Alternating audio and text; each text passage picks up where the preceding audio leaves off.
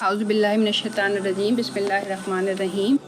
آج تھوڑا سا میں سورہ ملک کے بارے میں بتا رہی ہوں۔ حدیث شریف میں آتا ہے سورہ ملک کی 30 آیتیں برابر پڑھنے والے آدمی کی اتنی شفاعت کرتی ہیں کہ اس کی مغفرت کر دی جاتی ہے۔ اور ایک روایت کے الفاظ میں ہے، اپنے پڑھنے والے کی مغفرت کا اس وقت تک سوال کرتی رہتی ہیں کہ اس کو بخش دیا جاتا ہے۔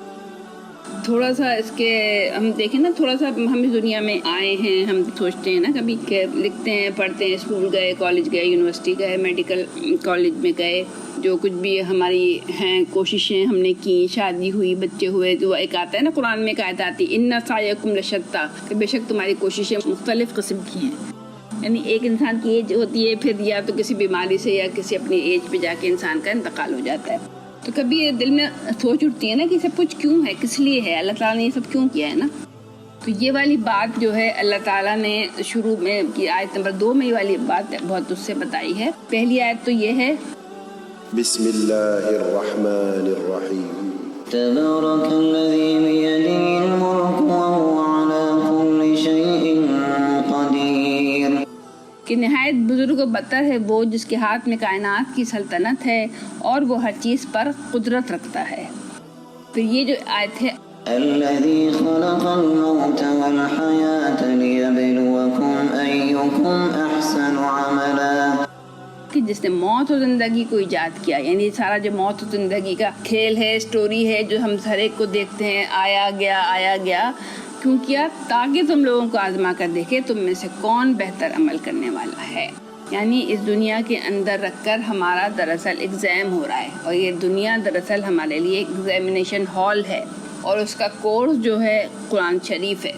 جو جس کورس کو جتنا اچھا پڑھ لے گا، اس کے مطابق عمل کر لے گا، وہ اتنے ہی اچھے نمبر لے لے گا نا۔ یعنی یہاں پر آپ دیکھیں کہ اچھا، آپ سورہ اعراف میں دیکھیں، آپ شیطان کو جب اتارا گیا تھا زمین کے اوپر تو اس نے اللہ تعالیٰ کو یہ چیلنج دیا تھا کہ میں تیرے بندوں کو پوری طرح سے بھٹکانے کی کوشش کروں گا، دائیں سے، بائیں سے، آگے سے، پیچھے سے، اور تو ان میں سے اکثر کو شکر گزار نہیں پائے گا۔ اللہ میاں نے اس کا وہ چیلنج قبول کر لیا تھا، لیکن ساتھ میں یہ کہا تھا کہ تمہارا بس میرے مخلص بندوں کے اوپر نہیں چلے گا۔ یعنی شیطان کو اس بات کا تو اختیار دیا گیا ہے کہ وہ ہمیں اٹریکٹ کر سکتا ہے، دنیا کی چیزیں، دنیا کے جو بھی دنیا کے نظارے ہیں، ہمیں دل کو لگاتے ہیں، ہمیں دل کو اچھے لگتے ہیں، لیکن ان میں پڑھ کر ہمیں گناہ میں مبتلا ہونا ہے یا نہیں ہونا ہے، یہ ہمارے اپنے اختیار میں ہے۔ یعنی اور آپ دیکھیں نا، ایک طرح سے تو ہمارا جو پورا اپنا اندرونی وجود ہے وہ بھی اللہ کے اختیار میں ہے۔ ہماری سانس کا آنا اور جانا، ہمارے دل کا دھڑکنا، اور ہمارے اندرونی جو بھی سارا ہمارا لیور ہے، کڈنیز ہیں، جو بھی ساری فنکشنز کر رہی ہیں، وہ سب اللہ کے اختیار میں ہے۔ کیا چیز ہے جو کہ ہمارے اپنے اختیار میں ہے، جو کہ اللہ تعالیٰ نے ہمیں دے دی ہے؟ وہ ہے ہماری ول پاور۔ چاہیں تو ہم نماز پڑھیں، چاہیں تو ہم نماز نہیں پڑھیں، یعنی شیطان ہمیں بھٹکا دے۔ چاہیں تو ہمارا دل چاہے تو ہم قرآن کھولیں پڑھیں، نہیں دل چاہے تو نہیں پڑھیں ہم نے قرآن، دل چاہا تو ہم نے غیبت کر دی کسی کی، دل نہیں چاہا تو نہیں کی۔ مطلب یہ جو سب ہے نا، یہ دراصل ہمارا امتحان ہو رہا ہے۔ پھر آپ دیکھیں اللہ تعالیٰ نے سورہ بقرہ میں بھی فرمایا تھا، جب حضرت آدم علیہ السلام کو بنانے والے تھے اللہ تعالیٰ، تو فرشتوں سے کہا تھا کہ میں زمین پر اپنا ایک نائب بنانے والا ہوں، یعنی ایک خلیفہ بنانے والا ہوں۔ تو آپ دیکھیں خلیفہ کون ہوتا ہے؟ ایمبیسڈر ہوتا ہے نا، جو کہ اپنے خالق کی احکامات کو بس آگے تک پہنچا رہا ہوتا ہے۔ تو دراصل ہم اللہ تعالیٰ کے خلیفہ ہیں اس دنیا کے اندر، اور ہمیں ان فرامین کو جو اللہ تعالیٰ نے ہمیں بھیجے ہیں، وہ جو ہدایات ہمیں بھیجی ہیں، ان کو معلوم کرنا ہے اور پھر ان کو اپلائی کرنا ہے اور ان کو آگے پہنچانا ہے۔ تو یہ ہمارا سارا زندگی کا جو ہے چکر ہے نا۔ اچھا، اللہ تعالیٰ آگے کیا کہتا ہے؟ وَهُوَ الْعَزِيزُ الْغَفُورُ، وہ زبردست بھی ہے اور درگزر فرمانے والا بھی ہے۔ چاہے تو اللہ تعالیٰ ہر ایک کو اس کے گناہ پہ فوراً پکڑ لے، جو لوگ قتل کرتے ہیں، ڈاکے ڈالتے ہیں، جو بھی گناہ کرتے ہیں، اللہ چاہے تو فوراً پکڑ لے، یہ اللہ تعالیٰ کی قدرت میں ہے سب کچھ۔ لیکن اللہ تعالیٰ ڈھیل دیتا ہے کہ شاید کہ بندہ میرا اب توبہ کر لے اور میری طرف پلٹ آئے۔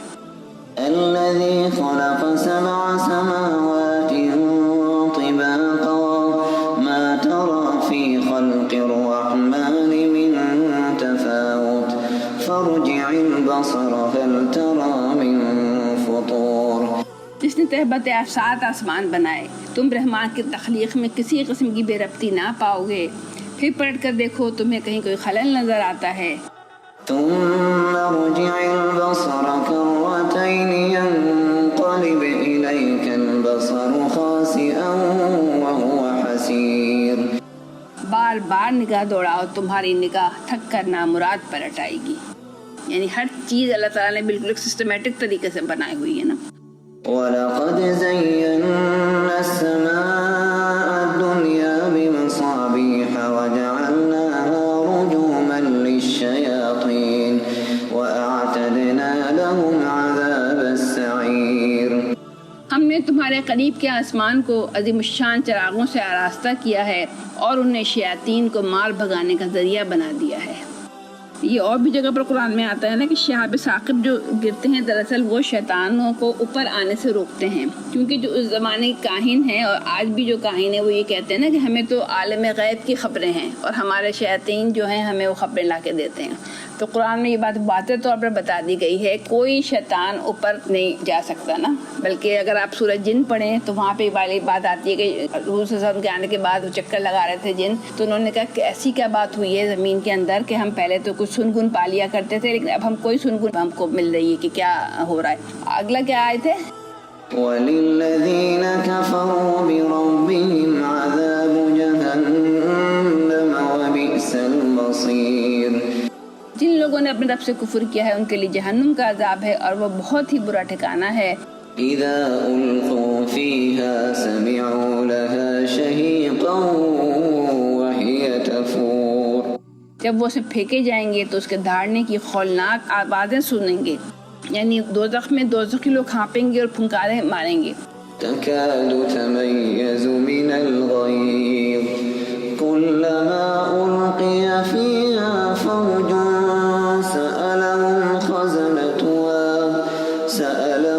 خَزَنَتُهَا أَلَمْ يَأْتِكُمْ نَذِيرٌ. اچھا وہ دوزخ کیا ہو رہی ہوگی؟ جوش کھا رہی ہوگی، شدت غضب سے پھٹی جاتی ہوگی. ہر بار جب کوئی امبو مینس گروپ آف پیپل اس میں ڈالا جائے گا، مطلب ہر زمانے کے گروپ آف پیپل الگ الگ ہوں گے نا. آپ دیکھیں ہر 100 ایئرس کے بعد پوری لوگ بدل جاتے ہیں نا زمین کے اندر سے. تو گروپ آف پیپل جو ہیں جو جنت والے ہوں گے جنت میں جا رہے ہوں گے، جو دوزخ والے ہیں وہ دوزخ میں آ رہے ہوں گے. اب دوزخ کے کارندے ان لوگوں سے کیا پوچھیں گے؟ کیا تمہارے پاس کوئی خبردار کرنے والا نہیں آیا تھا؟ یعنی اللہ تعالیٰ کسی کو بغیر انصاف کے نہیں دوزخ میں ڈال رہا ہوگا نا، بلکہ جن لوگوں نے جان پوچھ کر سمجھتے بوجھتے جھٹلایا ہوگا، اگنور کیا ہوگا، وہی لوگ دوزخ میں جا رہا ہوگا. اور وہ کیا جواب دیں گے؟ قالوا بلى قد جاءنا نذير فكذبنا وقلنا ما نزل الله من شيء إن أنتم إلا في ضلال كبير. ہاں خبردار کرنے والا تو آیا تھا مگر ہم نے اسے جھٹلا دیا اور کہا اللہ نے کچھ بھی نازل نہیں کیا ہے، تم بڑی گمراہی میں پڑے ہوئے ہو. اور وہ کہیں گے وقالوا لو كنا نسمع أو نعقل ما كنا في أصحاب السعير. کاش ہم سنتے یا سمجھتے. یہ بھی بڑی اہم آیت ہے. لو کننا نسمع او ناقل، یہ جو دو چیزیں ہیں نا ہمارے پاس، آنکھیں اور کان اور یہ عقل، اس کو استعمال میں لانا بہت ضروری ہوتا ہے قرآن کی ہدایت کو سمجھنے کے لیے. اعترفوا بذنبهم فسحقا لأصحاب السعير. ہم سمجھتے سنتے تو بڑھتی ہوئی آگ کی شراروں میں شامل نہ ہوتے. اس طرح اپنے قصوروں کا خود اعتراف کر لیں گے. لعنت ہے ان دوزخیوں پر. إن الذين يخشون ربهم بالغيب لهم مغفرة وأجر كبير. جو لوگ بے دیکھے اپنے رب سے ڈرتے ہیں یقیناً ان کے لیے مغفرت ہے اور بڑا اجر. وَأَسِرُّوا قَوْلَكُمْ أَوْ اجْهَرُوا بِهِ إِنَّهُ عَلِيمٌ بِذَاتِ الصُّدُورِ. تم خواہ چپکے سے بات کرو یا اونچی آواز سے، اللہ کے لیے یکساں ہے، وہ تو دلوں کا حال تک جانتا ہے.